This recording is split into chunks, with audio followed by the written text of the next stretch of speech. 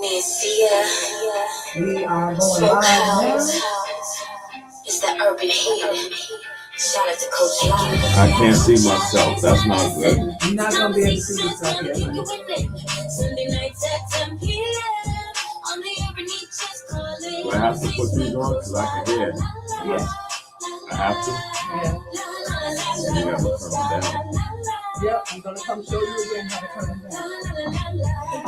So we're live on everything at the moment. You can see on your phone. Where's your phone? Go on the Urban Heat page. Go to Urban Heat. Or go to Instagram. Which one do you prefer? Yep, go to my page. Therapist. Sunday nights at 10 p.m. On the urban heat, just calling. Conversations with Coach La La La La La La La La La La. Coach La La La La La La La La La. Turn the volume down. No. You'll be able to see yourself. You're not on what I just. Okay. Your volume is right here. All the way? Good? Okay. Here's your water. All right. Coach, let's go. You got me on. I gotta get myself. I didn't even get my own damn headphones. See?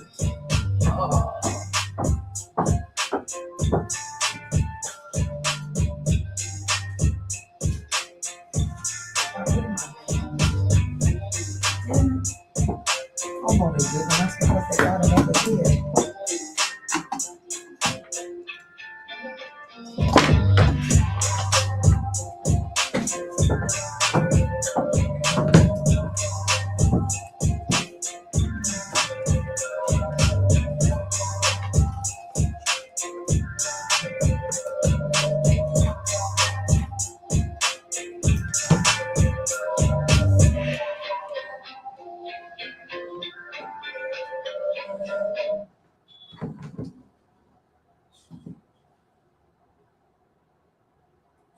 What's going on, beautiful people? Welcome to another episode of Conversations with Coach La La La. What y'all doing? How y'all feeling? It's a beautiful day here in Boston, Massachusetts. Woo! The snow tried to get us. So as y'all know, last week we were supposed to go live with my guests, but due to a blizzard, because y'all know I can't stand the winter, we had to make a little pivot, make a little adjustment. So we are here tonight. I know tonight we got a lot going on. The Grammys is going on.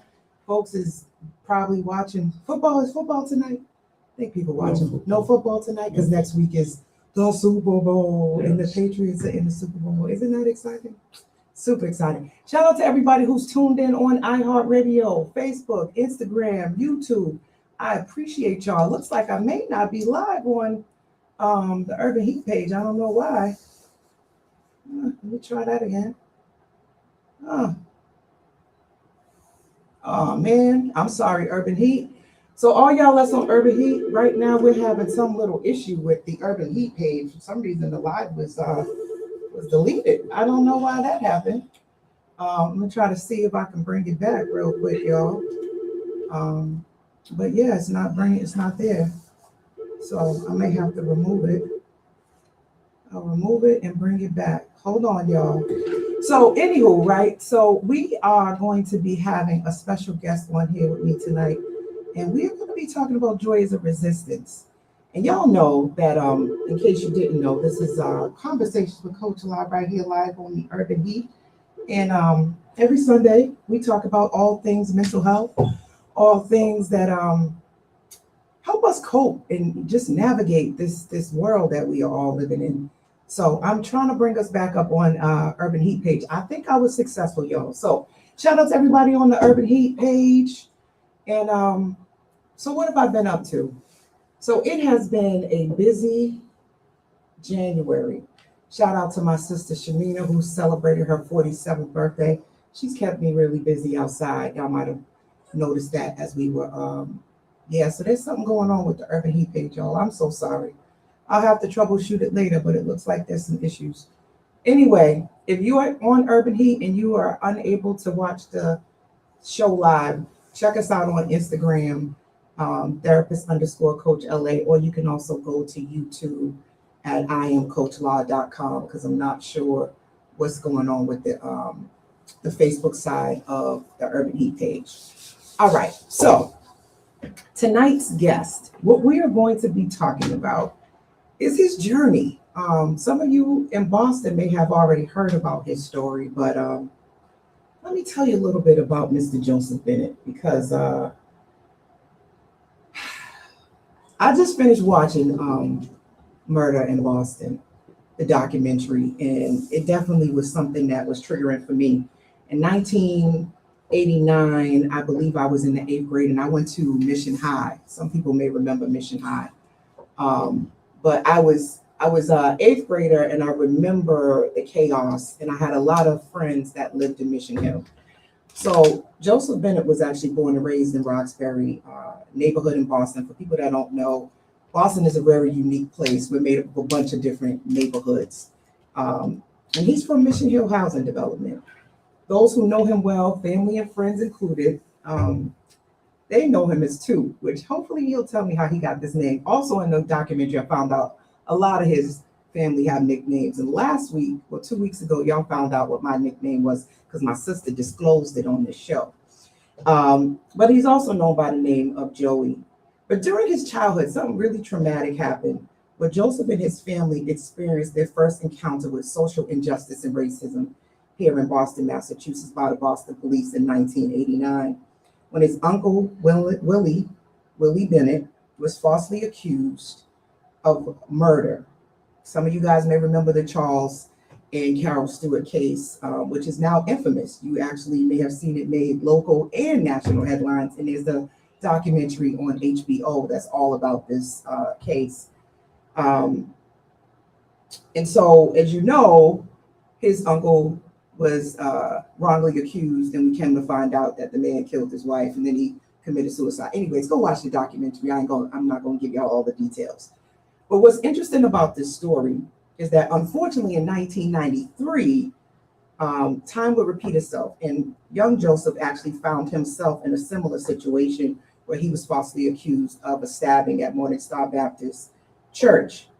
Now, he wasn't charged with this crime, and he was able to move on and try to move on with his life and stop looking over his shoulders. But unfortunately, 1997, it reared its ugly head again. And unfortunately, this case actually did result in him being incarcerated for 22 years for being a second-degree murder at a Boston nightclub. So you can just imagine the trauma that Mr. Bennett has gone through. In 2019, he did get bailed out. And since then, what's really beautiful about his story is that since his release, he has made a commitment to building partnerships and improving the quality of life for inner city African-American youth and men of color in Boston. His mission has been to share his story and provide services to those who are in need, with the intention of breaking the cycle of mass minority incarceration. We got to really give a hand clap for that. So Joseph is a passionate and dedicated to healing through transformative justice by spreading awareness and addressing the issues that affect Black and brown men of color being imprisoned, and the long-term effects that those have within our households and our communities. So I am super excited to bring my guest on camera to have this conversation with me on the virtual couch. Wait a minute. Yeah. Look at this. Hold on, y'all. I have to change my camera because I don't see Mr. Bennett. Try this again. Oh no. Where you at? Hold on. Try one more time.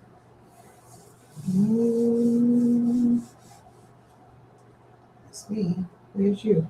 There we go. All right. I hear his voice. Now, let's try this one more time. bring him on camera. How you doing, Mr. Bennett, Mr. Joey, Mr. Two? Welcome to the virtual couch with your favorite round-the-way therapist, Coach La La La. How you feeling? I'm good. You good? I'm great. I'm glad you made it. You know, we was running by the seat of our pants today, but we here. No, I was on time. Oh, okay. Well, listen here. We gonna stay being real nice to each other. We ain't gonna start off already, but I was running by my seat of my pants. Put it that way. I forgot a few things, so he was patient with me. I appreciate your patience. I appreciate you. You know, I appreciate you being here. Long time coming. So, should I call you too, Joey? What you prefer? Nah, call me Joey. All right, Joey. Yeah, you don't want Joey. Do the women call you too? No. Yeah, that just your family and friends. Yeah. I can't be your friend. I mean, you cool, but I'm just saying, like, you knew I was going to ask you. That nickname is rooted in so much negativity that I try to get away from it. Oh, okay. Well, I can understand that. So, Yeah. Joey, or Mr. Bennett, as I like to call you. Or Yardtime. Yardtime, which we're going to get into. But Okay. I have a question for you. And I ask everybody who comes on the show. You have an extensive Google search. You know, you type your name in, all kinds of stuff comes up from your Instagram, your website, just interviews you have with other people. What's something that you want the audience and people to know that maybe no one's asked you before, they'd be surprised to know about you? Who is Joseph Bennett beyond what you see in social media and what you see in this bio? Who is Joseph Bennett? I'm a father. I'm a grandfather. Someone that's just trying to change the narrative on my life story and the conversations that's been going on in my life and how people project and see me. Well said. Thank you. I would say, seeing that I had no idea who you were prior to the work you've been doing in the community, that you've been pretty successful in doing that, sir. At least on my end, I would say. I mean, honestly, like before I was incarcerated, before all the, exposure, the attention, the media exposure, all that, like I felt like I was always a leader. So, you know what I'm saying? I always knew how to carry myself in a manner that people would listen, respect, and understand and follow me. You know what I'm saying? It's just at that point when I was growing up, it was just used more negative as opposed to positive. You know, they have this concept called nature versus nurture, right? And we were talking about how we were going to navigate the show, and it was something that wasn't in what I originally thought about. But when you mentioned just being a leader and it being taken in a negative, right? And you think about nature versus nurture, just the environment of that time. We had the crack epidemic. We just had so much going on that leadership and being able to lead, people didn't always make it a positive, but when you really think about it, look what you're doing now, right? You didn't have to get released and start Yardtime and do all of the things that you've been doing. So I'm not surprised that you're saying that you've always been a leader. I appreciate that. Yeah, I definitely see that. I appreciate that. Yeah. Yeah. You've been able to do some really amazing work with rallying men in a positive way to support them and probably not being re-incarcerated again because they have community. So I was a young man that was like in and out of the juvenile system, the justice system, adult incarceration. So, once I was sentenced to life in prison, and I spent the 22 years of my life in prison that I shouldn't have been there, but sometimes for me, I say it saved my life. But for a lot of other people, they wouldn't look at it like that. Like, you don't have to go to jail to save your life. But yeah, for me, I went to jail to save my life.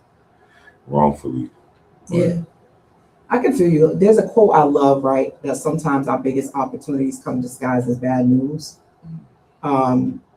And so I was curious about what prompted you to be released. And the first thing you said, because they asked you a question, you were on the hugging your daughter actually. And the first words out of your mouth was, all I want is positivity. I appreciate my family and my friends sticking by me. And all I want to do now is just look forward and be positive. And I was like, what an answer, right? He was like, I have no hate. I have no negativity. And how did you get to that place? Because most people would be resentful and upset and angry and want to get back. Yeah, I mean, when I did that interview, that was how I felt. And I still feel like that because I come from a place where I'm very comfortable with anger, frustration, things of that nature that's going to cause me to make bad decisions. And when I got out, I just felt like there was no reason for me to hate no one. You know what I'm saying? There was no reason for me to be angry. There was only reason for me to be happy and enjoy life and look forward to the rest of my life. So that's why when you heard me say that, I meant that. Like, I can't be bitter and angry towards people that put me in the situation I was in. I think, there's a cheat code to life, and it's gratitude. And what I loved about what you said is that you looked at the positive. I'm out. Like all of that, I'm out. I'm hugging my daughter. And right now, this is the moment I'm in, is that I'm grateful for this moment. And I think a lot of people struggle with being able to hold space for both things. There's some people that feel like because society in a lot of ways, there's still a lot of things that are not the way we want it to be, that we shouldn't have joy, right? That we should be still in a place of wanting to just fight, because if not, then we're complacent, right? Because things are not good, right? But they're better than they used to be. And as I was watching that documentary, I said, wow, we lived through that, right? Stop and frisk. We lived through the crack epidemic. We lived through most of the places that now has buildings and stop and shop. Those were just abandoned fields with beat up cars and tires. Like, we grew up in some conditions and we didn't even know it was bad conditions. You said that. He was like, I didn't think Mission Hill was bad. I had a lot of fun. Yeah. Right. But looking back at the pictures, I'm like, man, we really was in the ghetto. It was. But no, bad. Like I said, like growing up in Mission Hill projects, like it was, people from the outside looking in, yeah, it was bad. It was really the ghetto. It really was. But at the same time, just growing up in that neighborhood, it just like gave me so much more of like family orientated. Like everybody looked out for each other in that neighborhood. Like we all was friends, close families, and we took care of one another. It didn't matter who you was or whose family you was all family. We was all Mission Hill. Yeah. What's interesting, right? And some people are going to push back on this, but I told you I'm really a licensed therapist. But I think back to us growing up in that time and how many kids was latchkey kids, how many kids' parents was on drugs, and so many more of us probably should have ended up like in DCF custody, and we didn't because of community. You know what I mean? There was I was that kid. My mom's had lost custody of me and my brother, and my grandmother had took us in. That's when I actually felt what love was like. You know what I'm saying? Mention that. Yeah. I'm always going to mention that. Yeah. I'm always going to mention that because that's who first showed me what love felt like. You know what I'm saying? My grandmother. Yeah. And that documentary, I shed some tears. It was there was just so many moments, and God rest her soul, so many moments, right, of what your family had to endure and go through. And the city of Boston still really hasn't made right with a lot of people who they wrongfully incarcerated, because you're not the only individual that we hear stories of this, because the police department was so corrupt, so racist. There was a lot of bigotry. They didn't really care too much. They still don't, but we'll hold that to the side. I have some family and friends that are Boston police officers, so I know that they want to make a difference. So I don't want to lump them all together, and I don't want to generalize. But there was one white guy that was in that documentary. Oh, Bill Dunn. Oh, it's okay. He was he was a pompous, arrogant. And he still felt like, he was in the right. He didn't take no accountability. He even turned around and said, he wanted old Boston back, and he wanted to, his heart went out to the police officers of now because it ain't the same. And there was a black man who said, "Thank God it's not," and tell him that I said that. So people don't realize Boston, all great, is definitely a very racist town in a lot of ways. There's been some improvements, but we still got a lot of work to do. So I say all of that to say, for you to come and to demonstrate that, where you could have been angry, you could have wanted to get back, you could have been on a whole nother campaign. You actually took all of that, turned it around, and created Yardtime. So talk to us a little bit about Yardtime and what keeps you going with that. I'm saying, so I say this all the time, but when I didn't get my visits, when I didn't get no mail, when I couldn't get through on my phone calls, the next best thing that I had for joy was when the officers, the COs, yelled yard time. You know what I'm saying? So when they yelled yard time, and I used to go into the yard, I used to put headphones on like these ones. PTSD moment, but headphones on like these ones. I'm sorry. Do you need a hug? Nah, that's good. I can come from over here real quick and give you a hug. Nah, I'm good. So I used to put my headphones on and my music, and I used to walk the yard. Like I used to walk the track. I used to have fun. I used to just, I was the fat man, you know what I'm saying? I was the old head that had time in, that young boys used to be like, yo, you always trying to, dance in the yard, walk in the yard. And I used to be like, one day I'm gonna get out of this situation. One day I'm gonna get from behind this situation. And, I'm just practicing my dance moves so that when I get to get free, I'm gonna dance on the courtroom steps. And that is exactly what you did. I did. And I think every award, one of the things I really love is seeing a black man smile. And with all of the things that you've been through.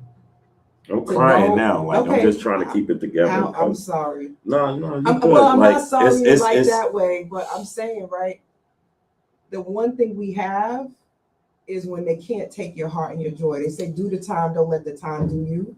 Yeah. And I think you represent that in so many different ways. I mean, shout out to all the guys, man. Free the guys.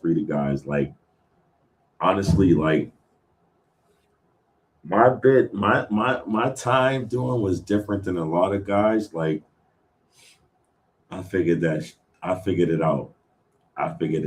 Like, I would have still been in jail. I tell people the movie Planet of the Apes, Rise of the Apes, that was like my inspiration. Like no human being could inspire me while I was incarcerated because I carried myself in a different manner than a lot of the other guys that was locked up. So I was my own inspiration, but I couldn't find inspiration in trying to figure out how to get myself back in the court. I was like a lot of the guys that went to prison that, played basketball, skipped law library, you know what I'm saying? Things like that. But then there was a time where a lot of the individuals I knew would come in and out of prison. And I used to get tired of seeing them come in and out. And I used to always say like, yo, just sub in for 5 years. Just if you want to keep coming back, just sit for 5 years and let me get out for 5 years, and I'll make sure you're good because you keep coming back into here. Like I can't keep looking at you like this. Like you know what I'm saying? Mm-hmm. Like you squandering all your opportunities, and I just want one more opportunity to prove myself in society. Like. I got a plan, like, you know what I'm saying? One thing prison has taught me was like to plan, you know what I'm saying?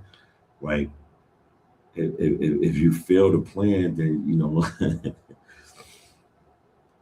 prison taught me to plan. Like, So I had to figure that thing out. And when I seen the movie Planet of the Apes, it was like so motivational, like inspirational. It, you know, if you go back and look at it, you know, there was a individual, I won't say who, but there was an individual that came to visit me and told me that he believed that the district attorney and the Boston police told him that they got the right person and that he couldn't help me get out. So when I went back to my cell, that movie was on, and like seeing that movie and just, you know,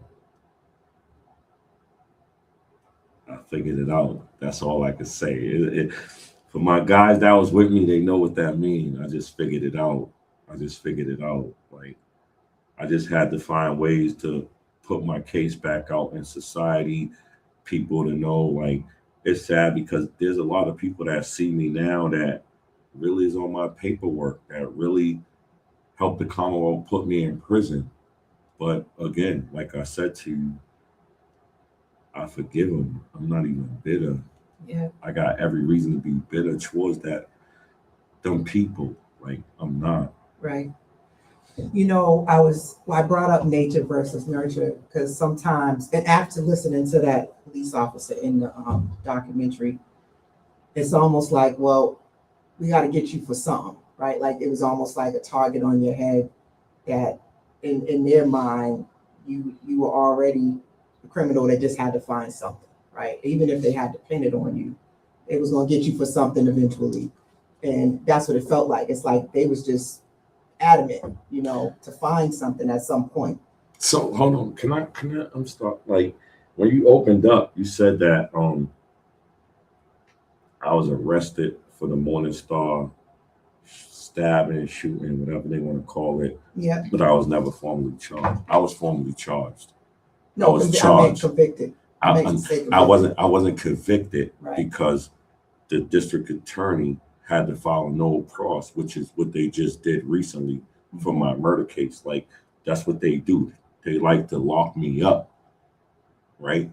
Arrest me, arraign me, and then they do that publicly, loud, spectacles, media attention, everything, right? Mhm. But then when they have to drop the case, they do it quietly. They don't say, "Oh, we wrongfully arrested this man. We wrongfully convicted this man." So, yeah, I wasn't convicted, but I was arrested and I sat in prison for 3 years until they realized, "Oh, we have to let him go." And then they quietly let me go when some of the pastors that are out here now trying to act like they support me was trying to say bury me under a prison for that case. And you know, some of the coalitions that was started from that case, a lot of people don't know is the same pastors that's today is like trying to support me, but they don't even realize who I am. Mm. So when you ask me about, can I call you Two? Can I call you Joey? You know, a lot of people don't know me as Joey. So when they see me, they don't know that. I just say I'm Joey, right? But then for certain people that is extra, I'd be like, I'm Two from Mission Hill. They'd be like, oh, it changes. And that goes for politicians, professionals, and street dudes, street people. Right. You know? How was it living with that duality? I'm saying it was a time I used to say I had two personalities. Mm-hmm. Tell us more, please, and thank you. I know. So he told me offline he's never sat with a therapist. So I'm trying not to. I'm trying not to make it a full blown therapy session. But I know for a lot of people, you're not alone in having a duality. Like I'm born and raised in Boston. I've never been.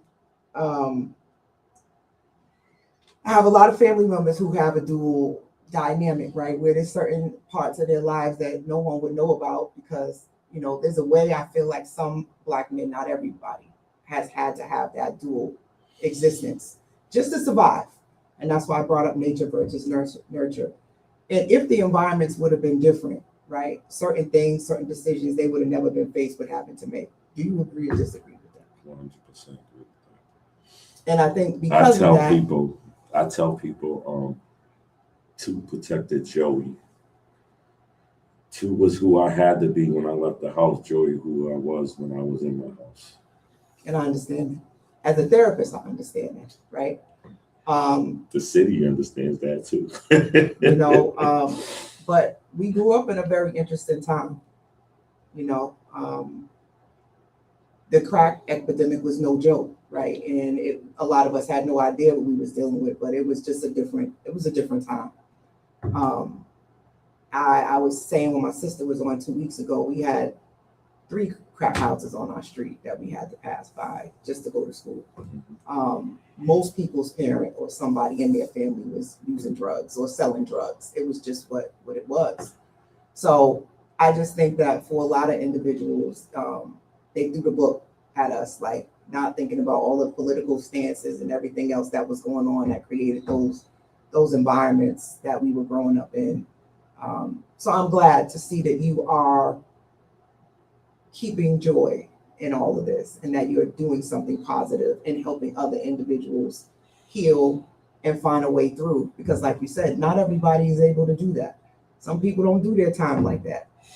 Yeah, they just don't. They don't. Nah, I agree. My guys are, to me, is special. Like when I say my guys, like I had 22 years with these guys. Like when I say like I used to get into situations where I would get myself sent back to maximum security prisons.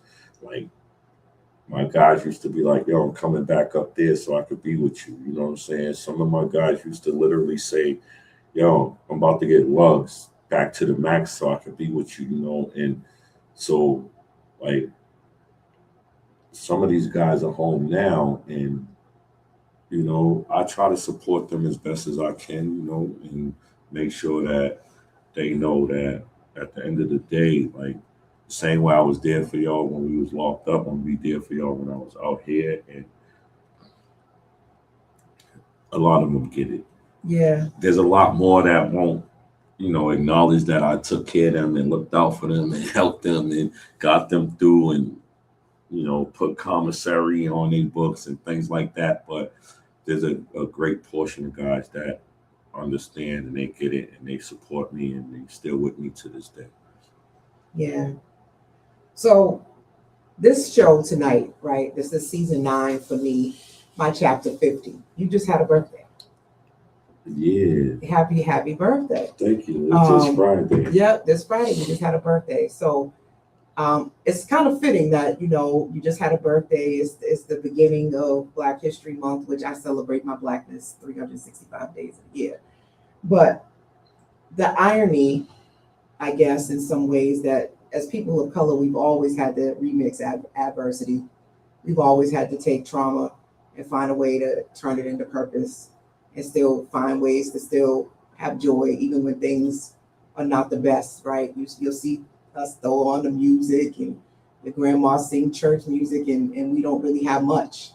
So I feel like this isn't anything new for us.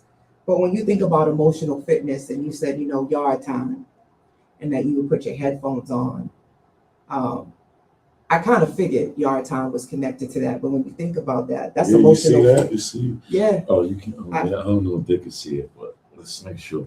Well, I'm a Celtics fan and say Yardtime. It's a hoodie. It's designed. I'm facts. I'm serious about Yardtime. Right, but that's emotional fitness. It is. There's a lot of research that shows how important that is. Just like phone calls and physical activity.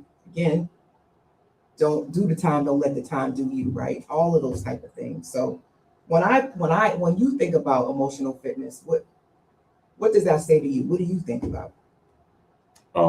Emotional fitness for me right now is bowling. That's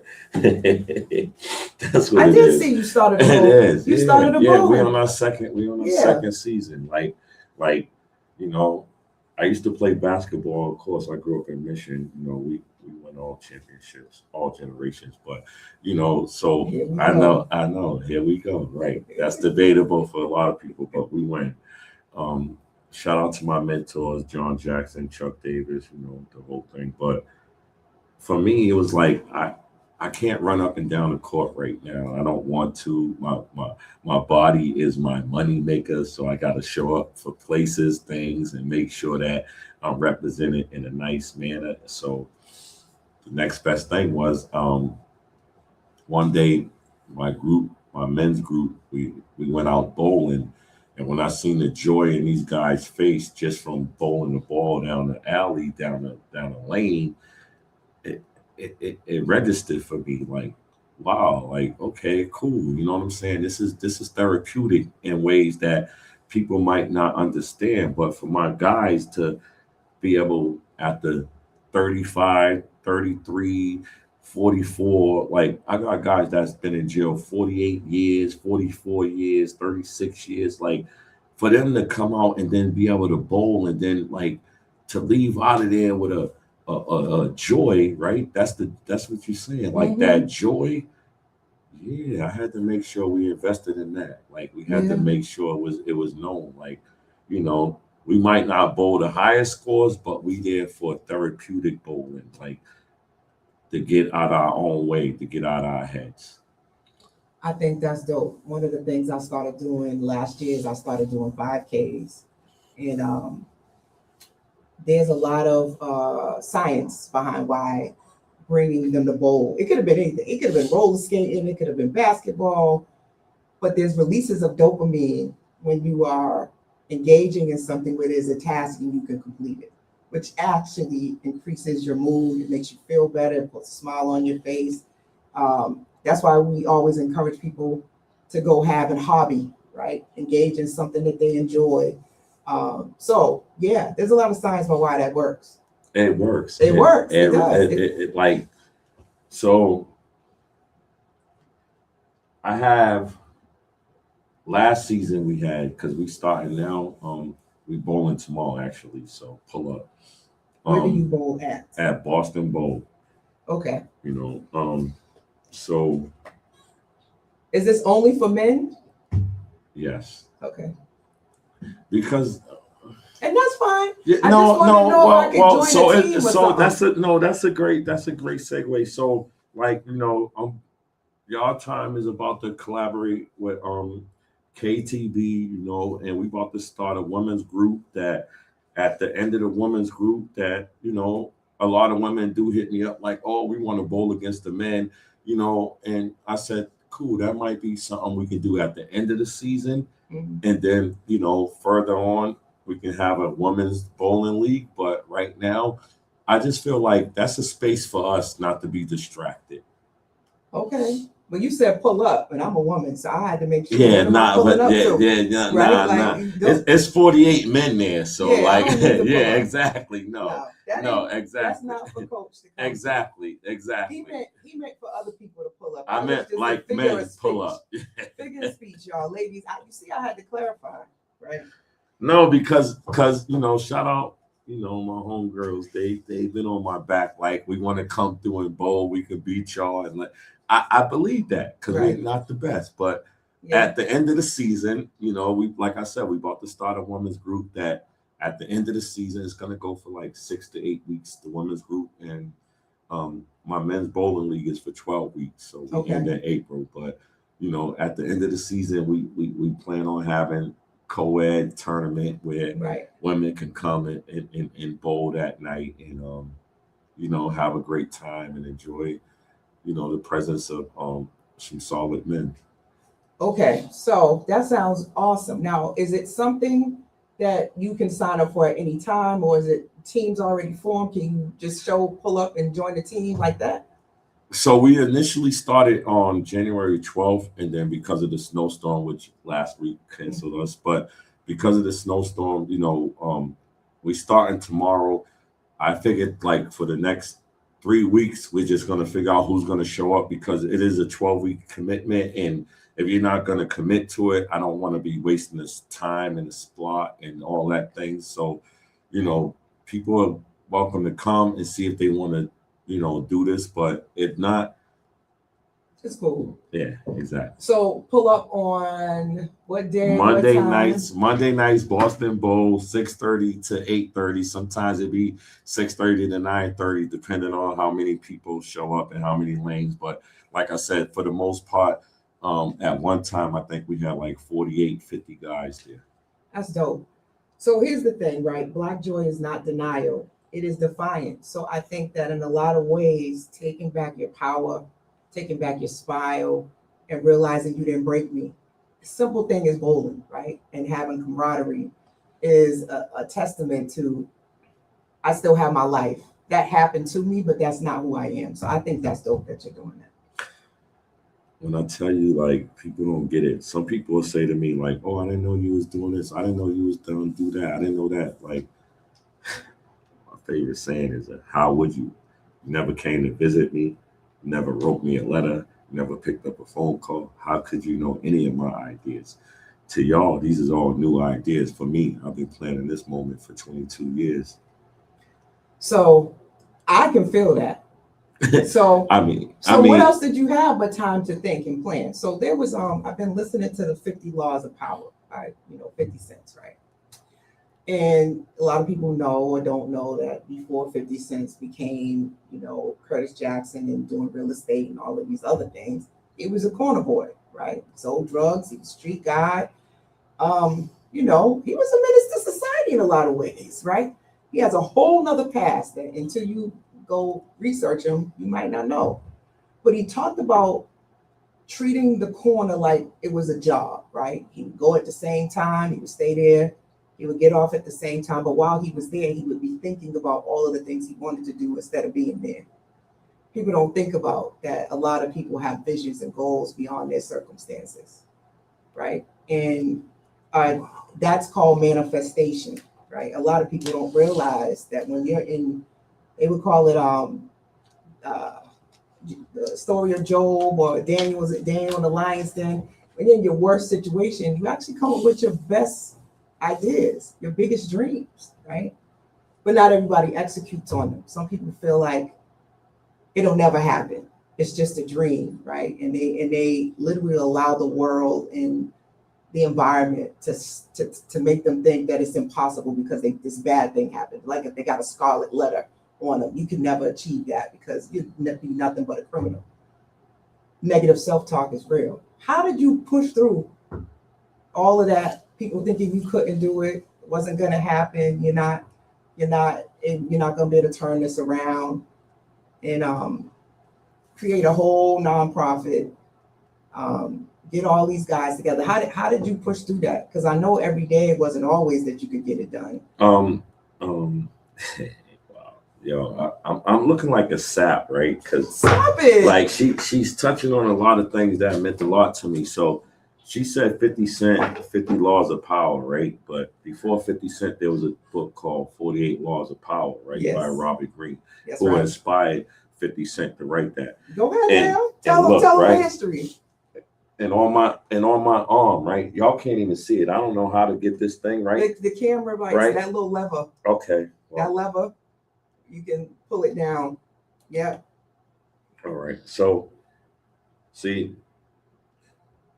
this was one of my first tattoos in prison, and you can see it says 48 laws. Put your arm up like this. Yes, there you go. Now they can see it. Right.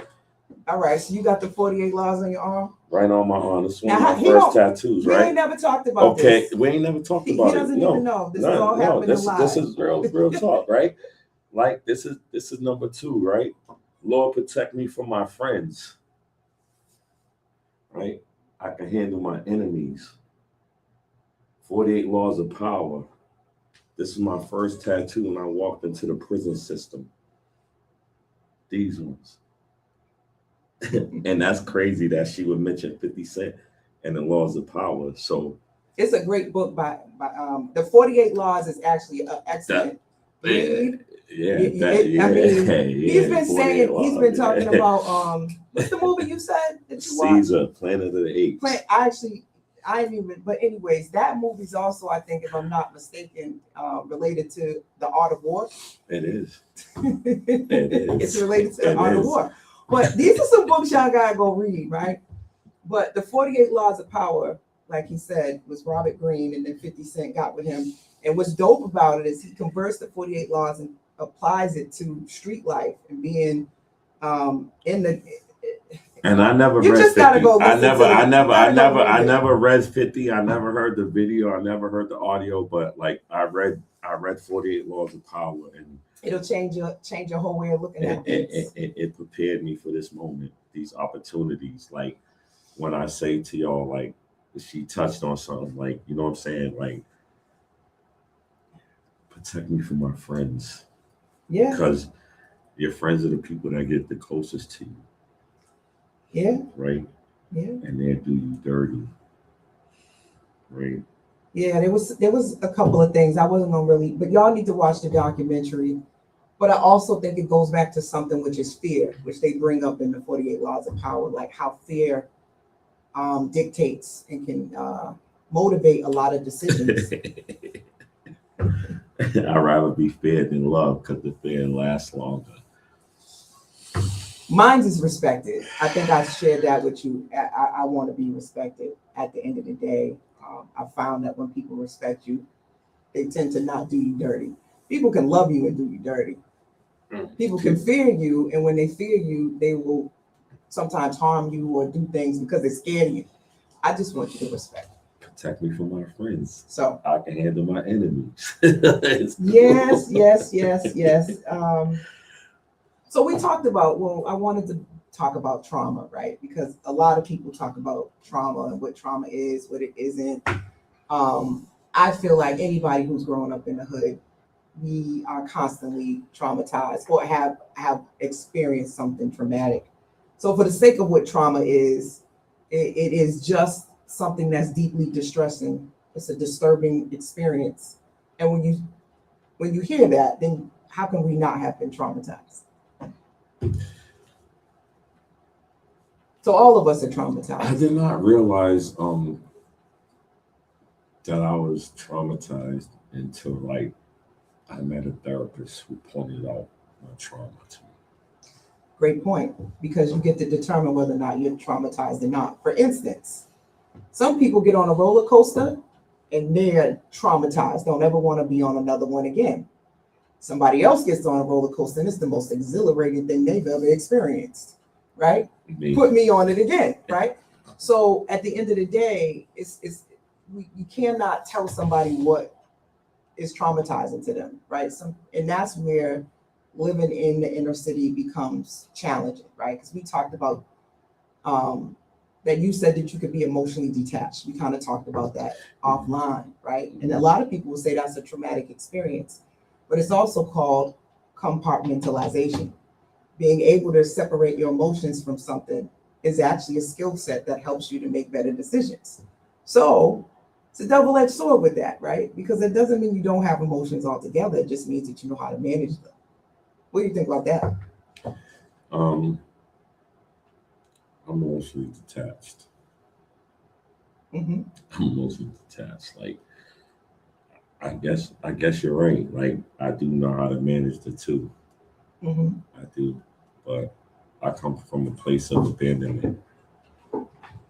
But you also said your grandmother demonstrated love, so you know what love feels like. Yeah, but when my grandmother passed away,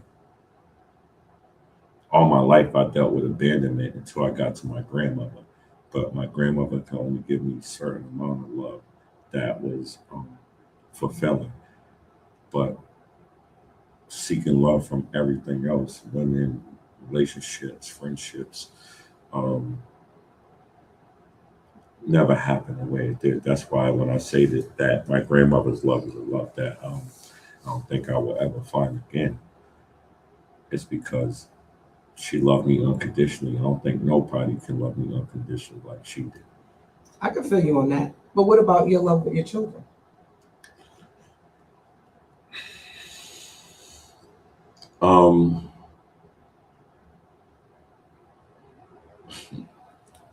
Me and my kids, one of my daughters, we're close. With my other two daughters, we like worlds apart. Like, sometimes I would love for that to happen, but I don't know how to go about that. Like, I don't trust nobody. Trust. Now he didn't throw out now you know right now the show's only like 10 minutes longer. So trust is you gotta come back for a part 2 for trust. Because I'm gonna just throw out there, you gotta be able to trust yourself first and foremost. Do you trust yourself? I put me first. If I have to choose between me and anybody else, I'm gonna choose me first. So I trust myself. Good. 100%. And I think that that's where you start, right? Is do you love Joey? Are you emotionally detached from yourself? Yeah. Really? Yeah. Tell me more. Because I know how to separate the two. When I need to be two, I know how to be two. When I need to be Joey, I know how to be Joey. So I'm detached from Joey.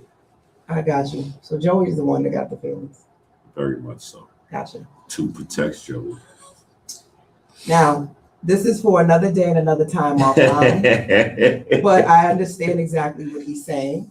The duality of that is a protective factor that comes from being traumatized and abandoned, right? And so, as much as we may want to think that these things don't still live with us, they do, right? And so that brings me to my favorite segment, which everybody knows what it is, because if you watch my show, which you do, is what does therapy mean to you, right? And I think, you just opened it up, right? I think not everybody needs a therapist. Not everybody needs to go to therapy. But I do think everybody needs self-awareness. And what I admire about you is your self-awareness.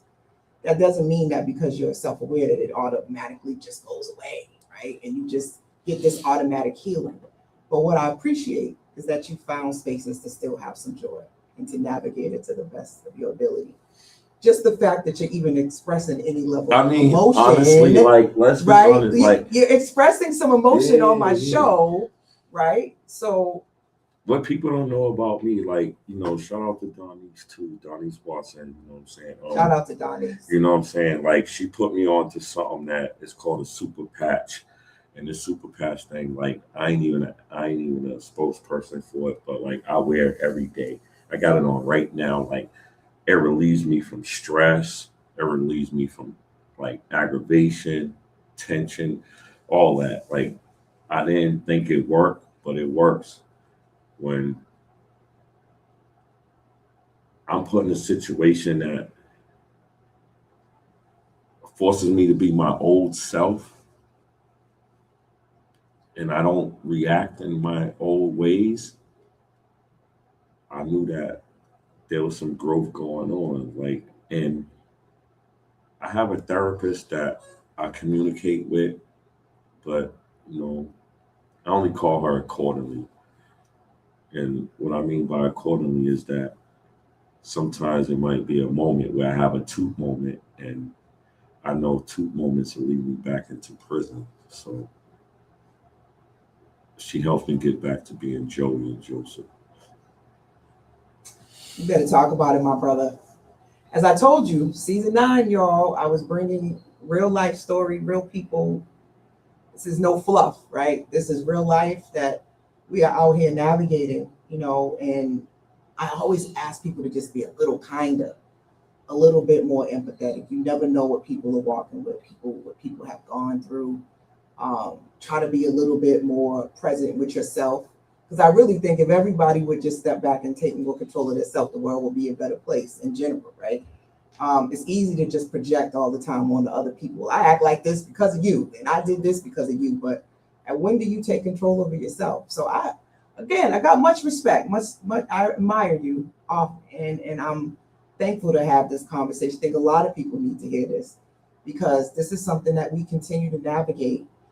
I was on a workshop today, How to Slay a Dragon with Rebecca Dupas, and one of the things she shared is that there's over 1,000 thoughts that we have nonstop, and they're not all good, right? And most of these didn't start with us, and all you can do is manage it, right? You can't make it go away. It's not going to go away ever. You will always have both positive and negative. We all got a good and a bad, contrary to popular belief. None of us are just perfect, which is another thing that comes up in the 50 laws of power, is that sometimes people are bad. Sometimes they are manipulative. Sometimes you do want your get back. Folks don't like to admit they're ugly, their dark side. But everybody, most people, let me not generalize. Most people look into the most people have a dark side and have a past and have something that they don't want nobody to know. And I think if we all took a step back, we would be less judgmental and more willing to give people grace. So I'm glad to hear you have a therapist because I thought you didn't have a therapist. But no, I do. I just yeah. reach out to her accordingly. Yeah. You know, she's super dope. Like, That's what's up. shout out to my first therapist in prison, Patricia Murphy. Like, she introduced me to mental health and what I was going through. Which we spoke on, but just to reiterate, Yardtime also, one of the missions is to help people with their mental health and to provide that support. So another dope resource because PTSD is real. It is. Trauma is real. So let's jump into my other favorite part, which is let's talk about your bet on self moments. Yeah. So those are those moments in your life where you say, you know what, despite my circumstances, my upbringing, my abandonment issues, who people said I was, I'm gonna jump in the driver's seat and write my own story. I'm gonna bet on myself. Past, present, future. Tell us about a bet on self moment. You know my name, but you don't know my story yet. Talk about it. Trust me, I got my own documentary coming. Yeah, y'all seen my uncle's documentary because that was my uncle's documentary. You know, it was a Emmy Award. Shout out to Jason here in Little Room. You know, so I have a documentary coming with Honorable Media. They putting it together, so I'm looking forward to that and telling my story and just making sure people know the difference between Toot and Joseph Bennett. That's gonna be a dope documentary. Hey, you sure you don't want to reach out to 50? Hey, we're gonna reach out to everybody. You might need to reach out to 50. My guy, that's the producer. He's the cameraman for KG. So hopefully Kevin Garnett want to do something with that. All right. 50's good. 50's good. Yeah, but you know, there's a bunch of other people. It definitely is. Like honestly, it's people that can do things that can put it together the way I needed to put it together. Like I said, 50's a great guy, but he demands loyalty that you know. Yeah, we gotta don't cross him. Well, we see it. Somebody wrote he's the most inspirational and notorious person right now at the same time. 100%. And again, I invite y'all to go, read his 50 Laws of Power. You get a better understanding on how his mind works. It's ruthless out here in this world. So he just understood that early on, like, and it's crazy because my younger brother, LaWarren, he put me on the 50 back in 03 when they had all the G Unit tapes, and I was incarcerated and I never knew nothing about him. So to see where he's at today, like, it's also motivational and inspirational because anybody can come from the bottom and climb up. If you have a plan and you put that plan together and you implement it and you see it through, it's gonna happen. And that's what I'm doing with Yardtime. Like, nobody didn't know what Yardtime was. If you look at my interview when I first got out of the courthouse, the first thing out my mouth was Yardtime. Nobody didn't know what that was. Yardtime. I think I actually attended one of your cookouts earlier on in Franklin Park. Yes. Yeah, way back. We about to start doing cookouts for around September on my grandmother's anniversary of the street naming. We about to start doing block parties, bringing it back to my old neighborhood where we're blocking off the streets and things like that, where we're going to honor my grandmother every first week of September. It might not fall on September 6th, but every first week of September, where we're going to honor my grandmother and, do block parties in my old neighborhood and continue to support Mission Hill projects. I love that. That's super dope. So our final segment, Coach's Corner. And this is just an opportunity for us to really think about what we want the audience to lead with. And we're going to have to do the station ID real quick, and then we'll come back for Coach's Corner. But this is just an opportunity. Here we go.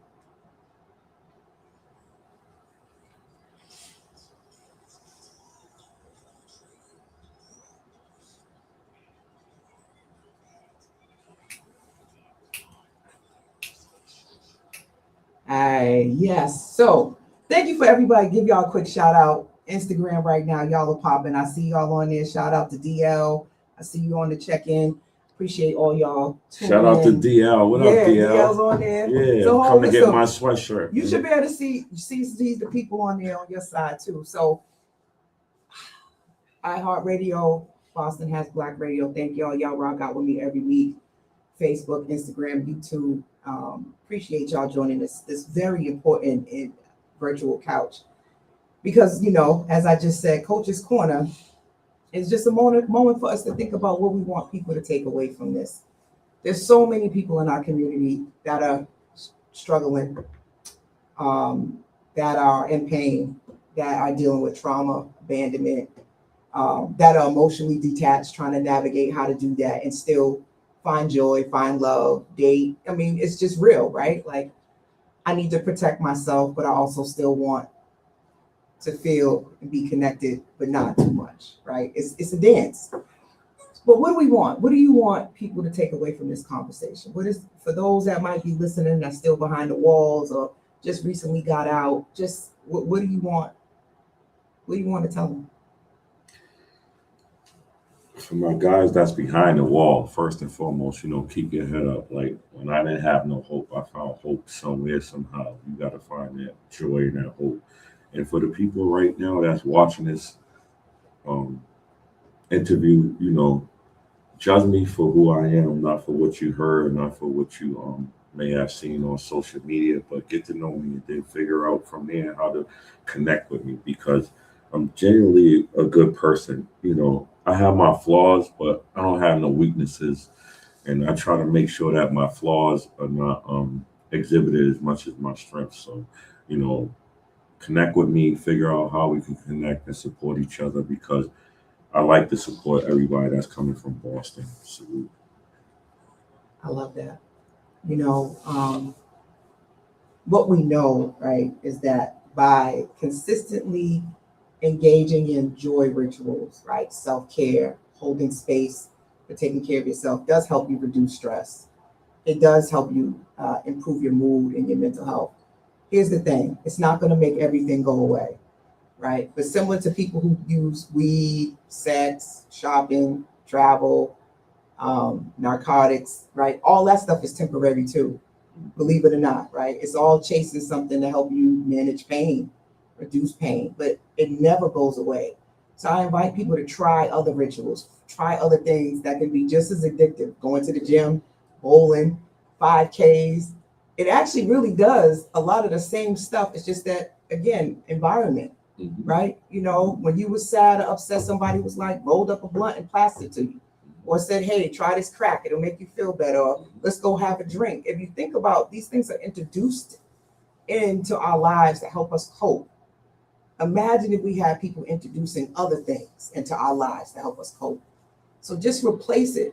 Trust me, I know it sounds hard and people don't understand, but at the end of the day, this life is not easy, right? I don't know why we thought it would be, right? I don't know what Kool-Aid we drank that said life was supposed to be easy, because it's just not, right? It's definitely a trial, error, and something we got to figure out how to navigate. So I will say that joy is not accidental. It's an intentional, emotional maintenance. It is a choice, right? Because you could also choose to be angry, mad, and go wretch stuff. I was going to say something else. So you can choose. It is your choice on how you want to respond to trauma and abandonment. All right. Anything else you want to share with them, Mr. Joey? I mean, like you just said, there was a time when I thrived in chaos.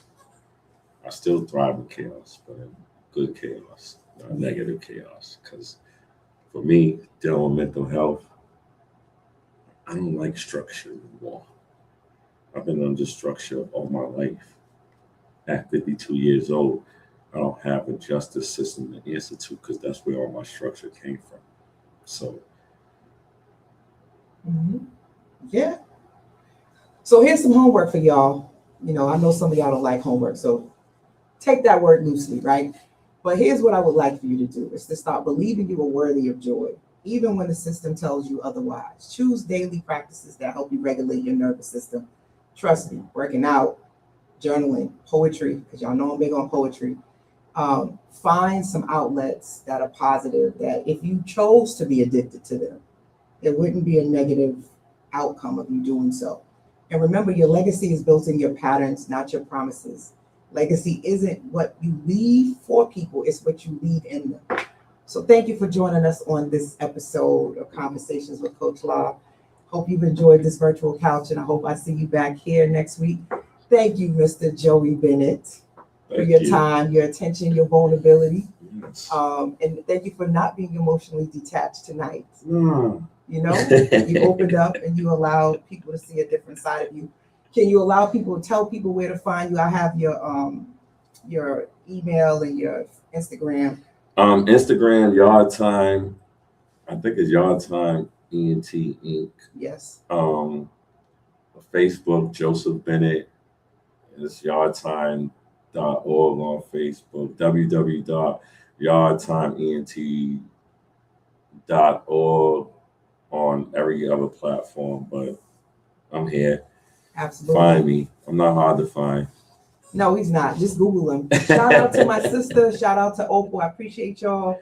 Give some shout outs. Who else is on here? I see Shizzy on here. I'm trying to see Zenith. I see y'all. Thank you. My brother Takeover Photography. Thank you for checking in. Tyrone, what's up? Thank you for tuning in. And yeah, so I'll see y'all next week. If you're looking for a therapist, I'm currently accepting new clients. I have 2 therapists on my team. So if you don't want to see me because you feel like, you know, Coach, I got 2 other female therapists, Black female therapists that are very We're all the male therapists. That's what I've been trying to get. That's what I've been trying to get for Yardtime group members, because we can be a little aggressive and assertive. So we scare off some of these normal therapists. There's therapists that say, oh, yeah, we're going to work with all. They don't work with Yardtime, though. I'm sorry. Well, it's Coach. okay. I appreciate you, but I think I'm up for the task. And Corey Williams is an excellent male therapist that I can connect you with. You can Google him, and he's also on Psychology Today. And as I keep telling y'all every week, I am actively recruiting therapists. If you are a therapist that just recently graduated from school, or you're looking for supervision hours and you are a male, please come see me. I've already successfully helped one. His name is Corey Williams. If you need a reference to see how good I am as a supervisor and as a mentor, but talk to me. Let's get you into the field, even part-time. Take 1 or 2 clients while you have a full-time job. I can show you how to start your own practice. So thank you again, Joey. Shout out to my Urban Heat family. Make sure you tune in tomorrow for the Morning Cafe. We're signing out on this virtual couch. I'll see y'all next week. Good night.